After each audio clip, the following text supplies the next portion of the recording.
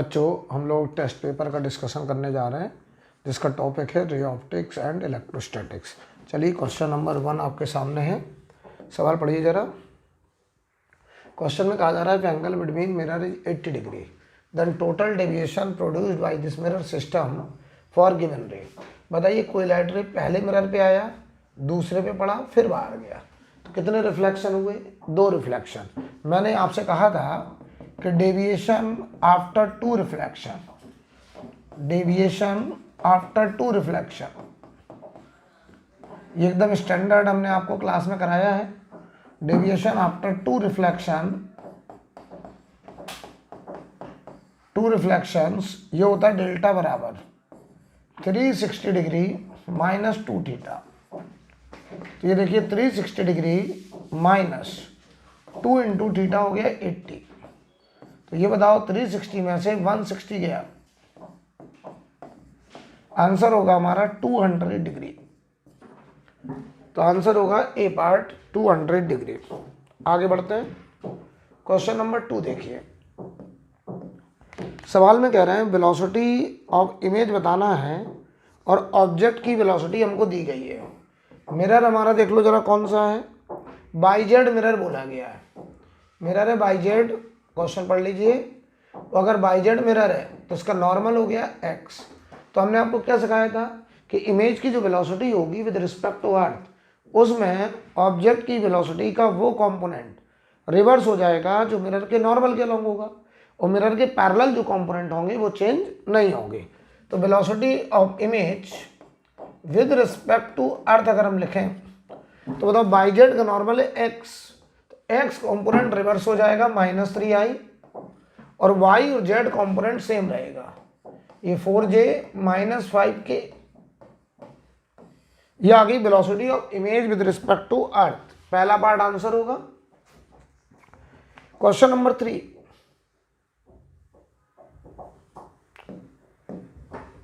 बताइए, एक ऑब्जर्वर यहां खड़ा है, वो इमेज की वेलोसिटी को क्या देखेगा, ये हमारा सवाल है। तो बताओ, ये ऑब्जेक्ट की जो वेलोसिटी है 5 वो मिरर की नॉर्मल है, तो इधर 5 नजर आएगा,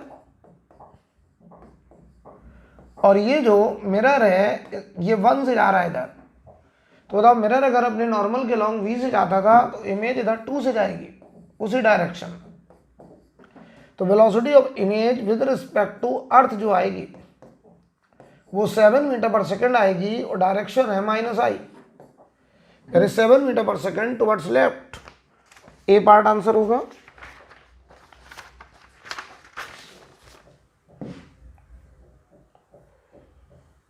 क्वेश्चन नंबर 4 पढ़ो। एक आदमी 15 से जा रहा है, तो इमेज बताओ इधर 15 से आएगी अर्थ के रिस्पेक्ट, लेकिन हमसे पूछा है speed of image relative to the man. तो पहले हम निकालेंगे velocity of image with respect to man, यानी वास्तव में velocity of image with respect to earth minus velocity of object with respect to earth. ये ऑब्जेक्ट ही हमारा मैन है, तो इमेज की वेलोसिटी 15 माइनस आई क्या और माइनस 15i क्या, आंसर हो जाएगा 30 मीटर पर सेकेंड, और डायरेक्शन होगा -i। तो हमारा इसका आंसर हो जाएगा लास्ट। ठीक है। Question number 5। हमने आपको पढ़ाया था अगर मिरर घूमेगा ओमेगा से तो रिफ्लेक्टेड रे घूमता है 2 ओमेगा से, सेम डायरेक्शन। तो बताओ, यहां पे जो मिरर है वो घूम रहा है 5 रेडियन पर सेकेंड से। ये देखिए प्लेन मिरर है, ऐसे इंसिडेंट रे आया, ये नॉर्मल है, ये रिफ्लेक्टेड रे। अगर मिरर घूम रहा है ओमेगा इक्वल टू 5 रेडियन पर सेकेंड, तो जो रिफ्लेक्टेड रे होगी वो घूम रही होगी 10 रेडियन पर सेकेंड, डबल ओमेगा से। ठीक है। और बताओ, जो रेडियस है वो 20 है, तो ये 20 सेंटीमीटर इसकी रेडियस है। तो इस पॉइंट की जो वेलोसिटी होगी सर्कल में ऐसे टेंजेंट के लॉन्ग, ये वेलोसिटी आएगी r ओमेगा। r और ओमेगा रिफ्लेक्टेड रहेगा। r है 20 सेंटीमीटर का मतलब 1/5 metre, into 10 2 metre per second, तो इसका आंसर होगा second, 2 metre per second. Question number 6 पे चलते हैं। सवाल पढ़िए, two plane mirror A and B are aligned parallel to each other as shown in figure. A light rays incident at an angle 30 degree at a point just inside one end of A. The plane of incidence coincides with the plane of the figure. The maximum number of times the ray undergoes reflection, including the first one before it emerges out. बताइए जरा। तो बताएं यहाँ पर ऐसे light रे, ये 30 होगा और ये 0.2 का मतलब हुआ 0.2 रहने दो, चलो ये निकाल लेते हैं हम लोग x, इतने को x बोल दिया। इस ट्रायंगल में जरा tan थीटा लगाओ, tan 30 परपेंडिकुलर अपॉन ये बेस, परपेंडिकुलर हुआ x अपॉन बेस हुआ 0.2, तो x कितना हुआ 0.2 अपॉन √3, ये हुआ x, ये x। अब हमको निकालना है ऐसे नंबर ऑफ x, क्यों, फिर एक रिफ्लेक्शन होगा, मतलब इस x में ये रिफ्लेक्शन, अगले x में ये रिफ्लेक्शन, फिर अगले x में ये रिफ्लेक्शन, तो बताइए हर एक x में एक रिफ्लेक्शन हो रहा है, तो number of reflection will be equal to number of x, number of reflection will be equal to number of x। तो number of reflection number of x के बराबर, तो बताओ पूरी दूरी 2√3 और एक x की वैल्यू 0.2/√3, तो ये बेटा 30 आ गया, तो 30 रिफ्लेक्शन होंगे सेकंड। क्वेश्चन नंबर 7 पे चलते हैं। Concave mirror of focal length f in air is immersed in water, the focal length of the mirror in water. बताओ मिरर की फोकल लेंथ मीडियम पर डिपेंड नहीं करती, मिरर के लिए तो r बराबर 2f होता है। अगर हमने स्फीयर सिलेक्ट कर लिया जिससे मिरर काटा है, ये मान लो वो स्फीयर था और हमने इतना मिरर से काट लिया, तो इसकी जो रेडियस ऑफ कर्वेचर है वो फिक्स है। अब चाहे तुम इसको वाटर में रखो, एयर में रखो, किसी भी मीडियम में रखो, फोकल लेंथ बदलने वाली नहीं है। यानी फोकल लेंथ लेंस का तो मीडियम पर डिपेंड करता है, लेकिन मिरर का फोकल लेंथ मीडियम पर डिपेंड नहीं करता है। तो आंसर होगा हमारा ए। आगे देखते हैं।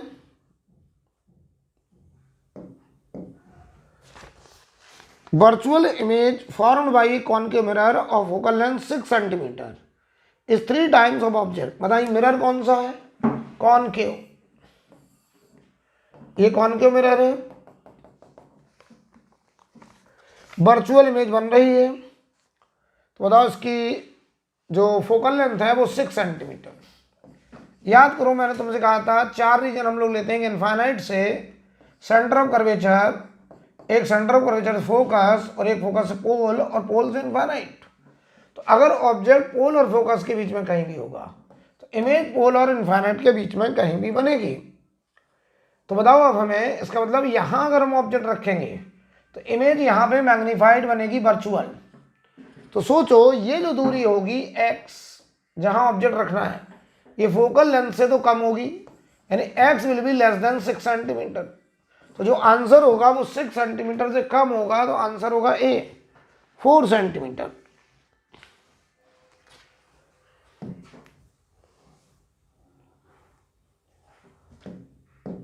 अगला सवाल देखिए, what will be height of image when an object of 2 mm is placed on the axis of a convex mirror at a distance 20 centimetre of radius of curvature 40। Convex mirror है,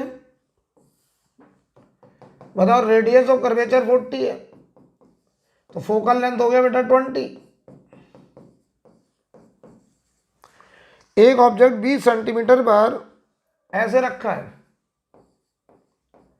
और इस ऑब्जेक्ट की जो height है वो 2 mm है, इसमें transverse magnification लगेगा बेटा। तो सबसे पहले तो हम इमेज की पोजीशन पता करेंगे, 1/f बराबर 1/v प्लस 1/u, तो 1/20 1/v प्लस 1/u बोलो चलो -20। तो यहाँ पे 2/20 बराबर 1/v। v की वैल्यू आ गई 10 सेंटीमीटर। v की वैल्यू आ गई 10 सेंटीमीटर। और अगर v 10 सेंटीमीटर आया प्लस का, तो यहां से 10 सेंटीमीटर दूर इमेज बनने वाली है।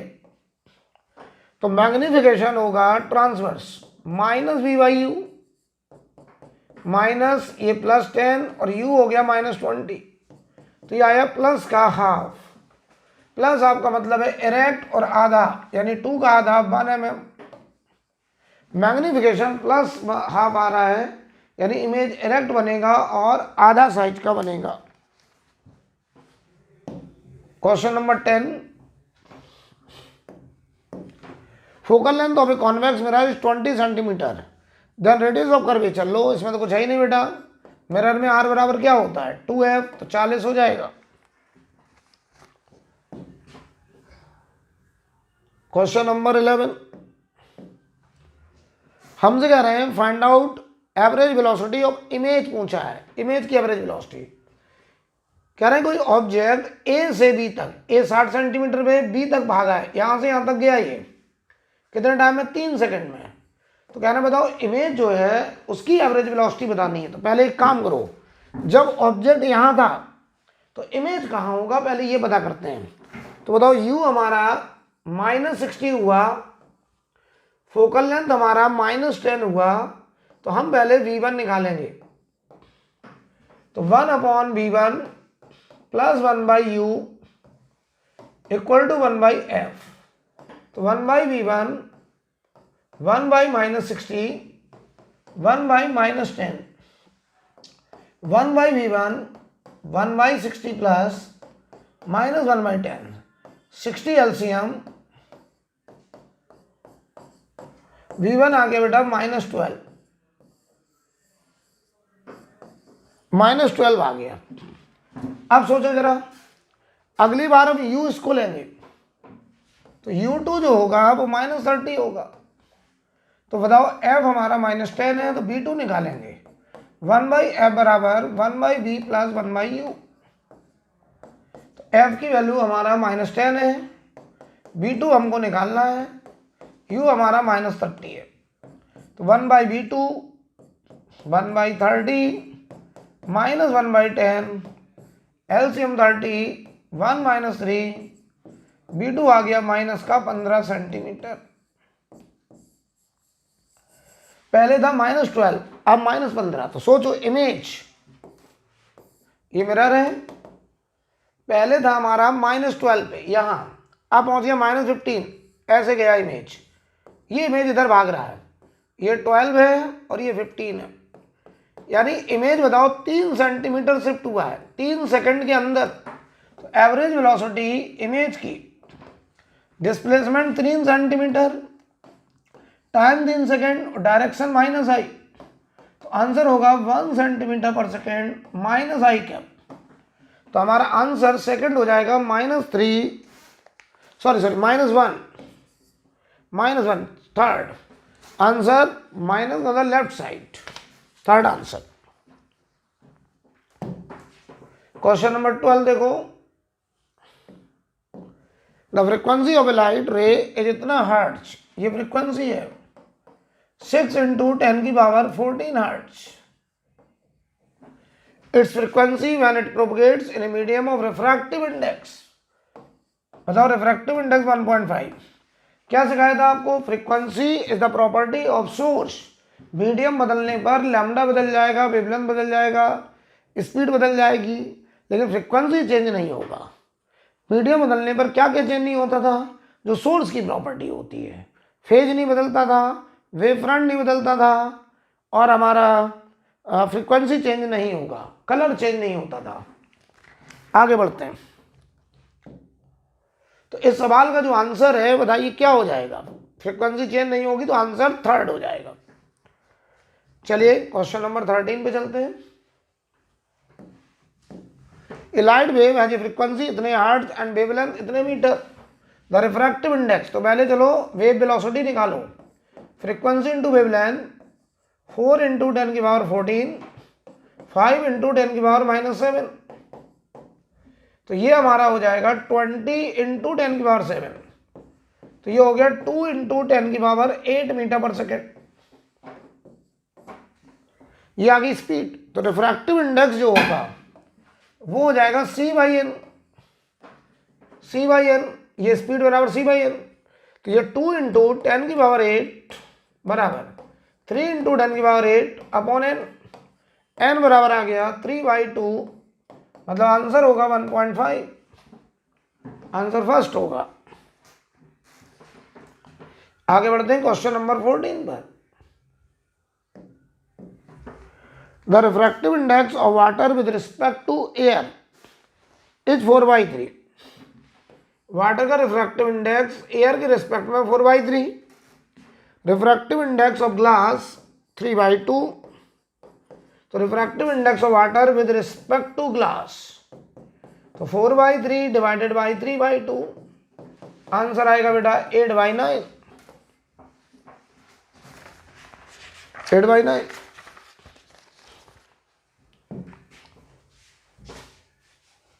नंबर, लाइट देखिए ऐसे जा रहा है, ऐसे जा रहा है, तो कह रहे हैं लाइट को यहां से यहां तक जाने में कितना टाइम लगेगा, ये हमारा सवाल है। तो सबसे पहले तो एक बात बताइए हमें, लाइट की स्पीड क्या होगी इस मीडियम में? C/N, n हमारा ग्लास है, 3 इंटू 10 की पावर 8 अपॉन n हो गया 3/2। तो बताओ भाई, यहां से 3/2 से 3 से 3 कटा, 2 इंटू 10 की पावर 8 मीटर पर सेकेंड। अब हमको पता करना है कि बताओ भाई ये दूरी कितनी होगी, ये डिस्टेंस। तो हम एक काम कर रहे हैं, ये बताओ कितना होगा। ये होगा 3/4 किलोमीटर, 4 इससे हुए, ये एंगल 60 होगा यार। हम पहले ये दूरी निकालते हैं, तो इसको हम लोग y बोल देना है। तो यहां लगाओ cos 60 बराबर base upon hypotenuse 3/4 upon y। तो ये बताओ 1/2 3/4 y की वैल्यू आ गई 3/2। तो y बताओ ये 3/2, ऐसा कितनी बार है? 4 बार। तो टोटल डिस्टेंस 4 इंटू 3/2 किलोमीटर, यानी 6 किलोमीटर। अब समझो जरा, अगर हमें टाइम निकालना है तो डिस्टेंस अपॉन स्पीड, तो 6 किलोमीटर, स्पीड बोलो कितनी है? 2 इंटू 10 की पावर 8। इसको चाहो तो आप लिख सकते हैं 6 किलोमीटर अपॉन 2 इंटू 10 की पावर 5 इंटू 10 की पावर 3। तो बताओ 10 की पावर 5 हमारा 1 लाख होता है। इसको मीटर में कन्वर्ट कर लो, तो एक काम करो, इसको आप मीटर में कन्वर्ट कर लीजिए। 6 आप जो है मीटर में कन्वर्ट करिए इसको, ठीक है। तो देखो 6 इंटू 10 की पावर 3, 2 इंटू 10 की पावर 8। तो बताओ 3 इंटू बताइए भाई, यहां से 10 की पावर -5 सेकेंड आ रहा है। देख लो भाई अच्छे से, ठीक है। 3 इंटू 10 -5 सेकेंड। तो अब इसमें वैसे देखा जाए तो 3 माइक्रो सेकेंड ऑप्शन दिए गए हैं, आ रहा है हमारा -5। क्यों भाई? तो यहां पे हमको थोड़ा सा, अगर हम टिक करें तो आंसर यही करेंगे, टिक। वैसे आंसर होना चाहिए इसमें 10 से मल्टीप्लाई डिवाइड कर लो, तो ये होना चाहिए 30। सही तो आ रहा है, 30 माइक्रो सेकेंड। 30 इंटू 10 की पावर -6 लिख दो, तो ये हो गया 30 माइक्रो सेकेंड। सही तो है, आंसर थर्ड आंसर। 60 नंबर बहुत आसान है बेटा। यहां से अगर हम देखते थे तो याद करो, concept of apparent position, observer का मीडियम बाहर ऑब्जर्वर से ऑब्जेक्ट तक जाते थे। 1.5 गए 1.5 में, फिर 1.5 गए एयर में, फिर 1.5 गए 1.5 में, फिर 2 गए एयर में। तो ये बताओ 1 1 2 2 4 और ये आ गया 5.5। देख लो भाई 5.5 टोटल कितना था 6.5। यहां से यहां तक की दूरी पूरी 6.5 थी, जबकि ये कह रहा मुझको दिख कितने पे रहा 5.5 पे। तो कितना ऊपर दिखाई देगा 1 सेंटीमीटर। तो 1 centimetre above P.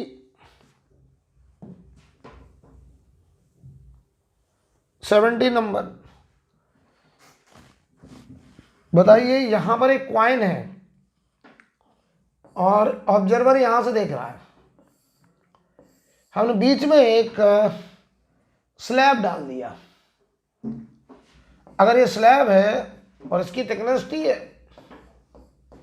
Refractive index mu है, तो याद करो इससे जो लाइट जाएगी स्लैब से पार करेगी। तो स्लैब इस ऑब्जेक्ट की इमेज को कुछ ऊपर बनाएगा। यहाँ पे जिधर लाइट जाती है उधर ही शिफ्ट होती है, और शिफ्ट बराबर होता था t times 1 minus 1 by mu. तो t की वैल्यू है 10 सेंटीमीटर, 1 माइनस 1 बाई 5/4। तो ये 10 इंटू 1 माइनस 4/5 यानी 1/5 2 आ गया हमारा सेंटीमीटर। किधर की तरफ अपवर्ड। हमेशा स्लैब से जो शिफ्टिंग होती है वो लाइट के डायरेक्शन में होती है जिधर लाइट जा रहा होता है, राइट। आगे देखिए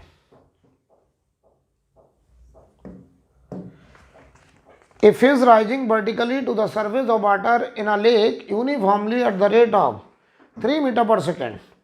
Observe a kingfisher diving vertically toward the water at the rate of 9 meters per second vertically above it.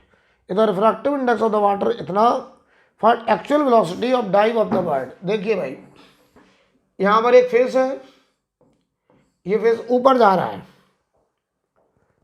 और ये फिश ऊपर जा रहा है 3 मीटर पर सेकेंड से, और ये एक बर्ड को देखता है कि डाइव लगाते हुए, और इसको दिखा दे रहा 9 मीटर पर सेकेंड। तो जो 9 मीटर पर सेकेंड है उसकी एक्चुअल वेलोसिटी नहीं है, वो वेलोसिटी फिश को नजर आ रही अपरेंट। तो यहाँ का मीडियम बेटा एयर है, यहाँ का मीडियम बेटा वाटर है।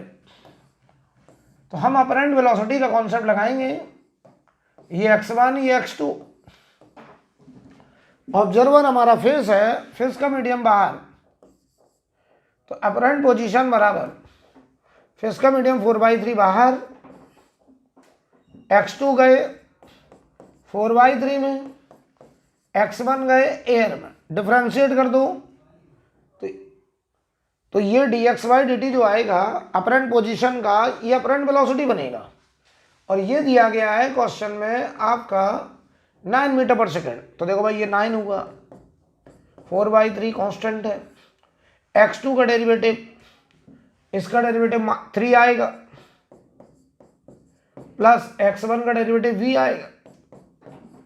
तो इसको जरा मल्टीप्लाई करो, 9 बराबर 3 प्लस 4/3 v, 6 बराबर 4/3 v, v बराबर 18/4, 9/2, 4.5 मीटर पर सेकेंड। तो आंसर हो जाएगा हमारा सी।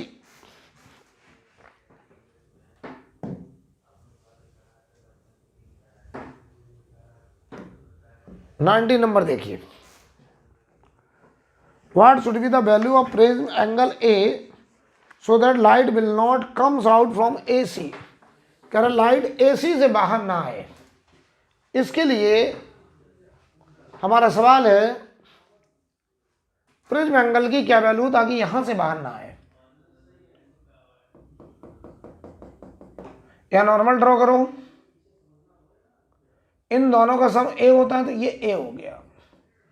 अगर यहां से बाहर नहीं आना है तो A should be greater equal to IC। दोनों तरफ साइन ले लो, sine A greater equal to sine IC, ठीक है।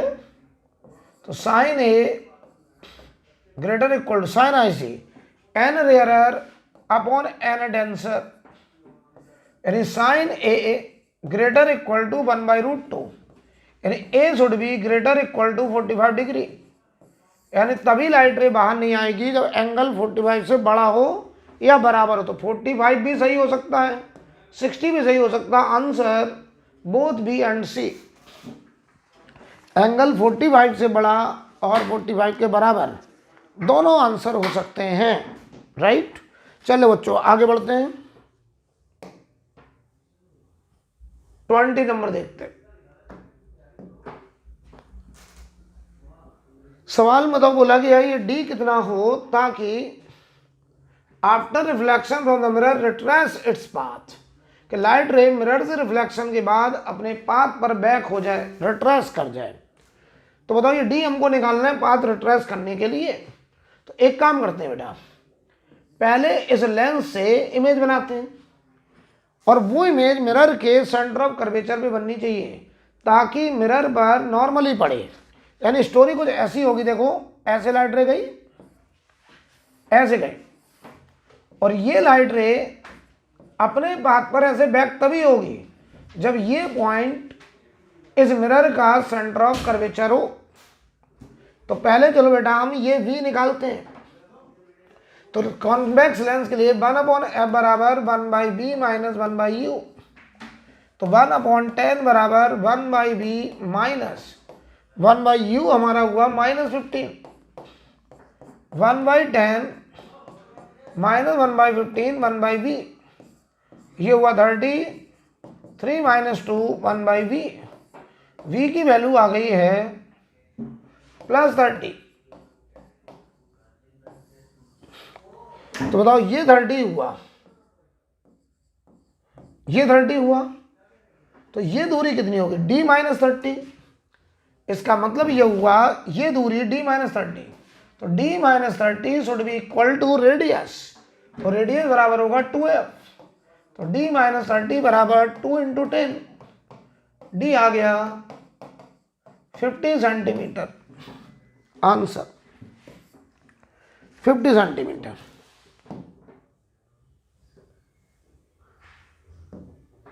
ट्वेंटी वन पढ़ते हैं सवाल। Plane surface of a plano convex lens is silvered, at what distance from this object should be place so that final image coincide with object. बताओ ये x कितना हो ताकि यहाँ कोइंसाइड कर जाए। तो क्या ये थिन लेंस एक मिरर की तरह बिहेव करेगा, इसकी इक्विवेलेंट फोकल लेंथ माइनस बाहर 2 times n - 1/r1 minus 2n/r2, तो 1/fm0 माइनस बाहर 2 टाइम्स n 4/3 - 1, r1 बताओ +30 है, r2 इनफाइनाइट है तो 0 हो गया, तो 1/fm0 माइनस बार 2 × 1/3 1/90, फोकल लेंथ आ गया -45। तो ये एक कॉन्वेक्स कॉनकेव मिरर बन के आ गया ऐसे, जिसकी फोकल लेंथ 45 आई, तो रेडियस 90 आई। अब ये सवाल इतना बचा कि ऑब्जेक्ट को हम कहाँ रखें ताकि इमेज कोइंसाइड कर जाए। तो तभी कोइंसाइड करेगा जब लाइट रे बैक हो जाए, यानी this point should be centre, तो this value should be radius, तो r बराबर x होगा, r बराबर x, और x की वैल्यू हमारी यहाँ पे हमको निकालनी है, और r आ गया 90, तो x 90 हो गया बेटा। थर्ड 22 नंबर, 22 में हमसे कह रहे हैं कि what will be the distance of object O from the lens mirror system so that final image coincide with O। बहुत आसान है, तो आप इसके इक्विवेलेंट मिरर बनाइए। इक्विवेलेंट मिरर की फोकल लेंथ माइनस बाहर 2 times n - 1/r1 +40 -2n 4/3 upon r2 -40, तो 1/fm0 माइनस बाहर इधर आया 1/3 यानी 1/60, इधर 4/60, जरा देखो 10, 30, 15, 1/15 और ये प्लस हो गया तो 1/FM0, 1 + 4 FM0 आ गया -12, तो फोकल लेंथ 12 आ रहा है। तो बताओ कहाँ पे रखना चाहिए हमें? 24 सेंटीमीटर पे। अब ये सवाल इतना बचा है, ये कॉनकेव मिरर बन गया जिसकी फोकल लेंथ 12 हो गई, यहां पे ऑब्जेक्ट, तो इसको हम कहाँ रखें? तो ये R हो गया 24 सेंटीमीटर पे रखो, ताकि ऑब्जेक्ट और इमेज कोइंसाइड कर जाए, ये पॉइंट सेंटर हो जाए, ताकि हर रे नॉर्मली पड़े और अपने पाथ को बैक कर जाए, राइट।